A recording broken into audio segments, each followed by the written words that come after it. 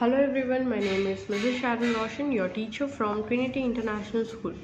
आज हम सीखेंगे चैप्टर 13 पार्ट 13 कैसा हुआ अधिकार। तो इस पार्ट का जो उद्देश्य है वो है समझदारी, परस्पर प्रेम, एकता की भावना, धार्मिक दृष्टिकोण। तो प्राचीन काल की बात है, दानवों और देवताओं में अत्यंत शत्रुता थी। दानवों और देवताओं में अत्यंत बहुत दुश्मनी थी। सत्य के अधिकार के लिए दानवों देवताओं पर प्राय आक्रमण कर युद्ध कर देते थे। देवता बहुत ही शांतिपूर्ण स्वभाव के थे, जबकि दानवों झगड़ालू थे। देवता बहुत बुद्धिमान थे, उन्हें लड़ना झगड़ना अच्छा नहीं लगता था। उनके सामने अगर कोई समस्या आ जाती थी तो वो हमेशा आपस में मिलजुल कर समझा लेते थे। दानव मूर्ख थे, लेकिन उनके सामने कोई समस्या होती तो वे लड़ने झगड़ने आ जाते थे। तो वैसे तो देवता अपनी बुद्धि के प्रयोग से जीत जाते थे, परंतु उन्हें लड़ना झगड़ना अच्छा नहीं लगता था।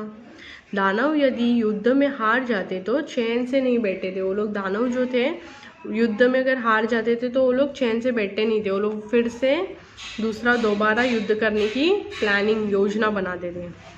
रोज रोज के युद्ध से परेशान होकर देवता विष्णु जी के पास गए और बोले, भगवान, हम रोज रोज के वॉर करने से परेशान हो गए। हमें गृह युद्ध खत्म करने का कोई उपाय बताइए।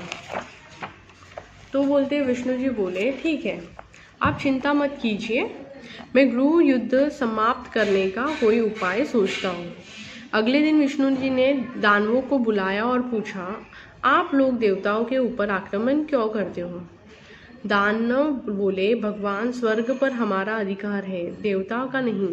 आप देवताओं से कहिए कि वे स्वर्ग छोड़कर जाइए। वो कहते हैं कि वो जो हेवन है उस पर हमारा अधिकार है, हमारा हक है, हमारे राइट्स है। तो आप जो देवताओं को जाके बोलिए कि उन लोग को छोड़ के जाने।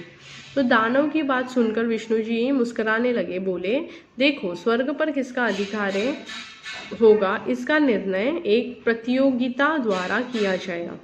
तो स्वर्ग में मतलब हेवेंस पे किसका राइट्स होगा, उसका जो डिसीजन है वो एक कंपटीशन के द्वारा लिया जाएगा। जो भी यह कंपटीशन प्रतियोगिता जीतेगा उसी का स्वर्ग पर अधिकार होगा, ऐसा कहा गया। तो देवता और दानव प्रतियोगिता के लिए खुशी खुशी तैयार हो गए। कंपटीशन के लिए दोनों भी देवता और दानव जो थे खुशी खुशी तैयार हो गए।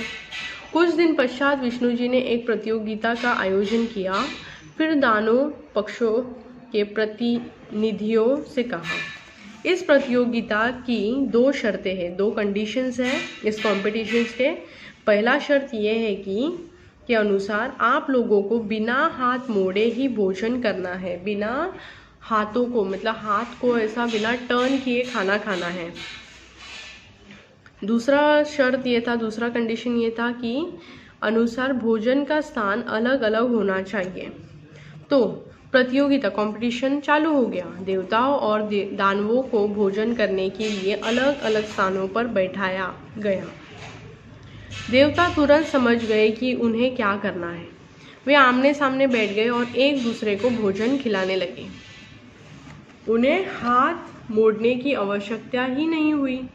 वो लोग देखो, आप पिक्चर में भी देख सकते हो कि वो लोग सामने सामने ऑपोजिट में बैठे, जिसके वजह से उनको हाथ मोड़ने की ज़रूरत नहीं पड़ी।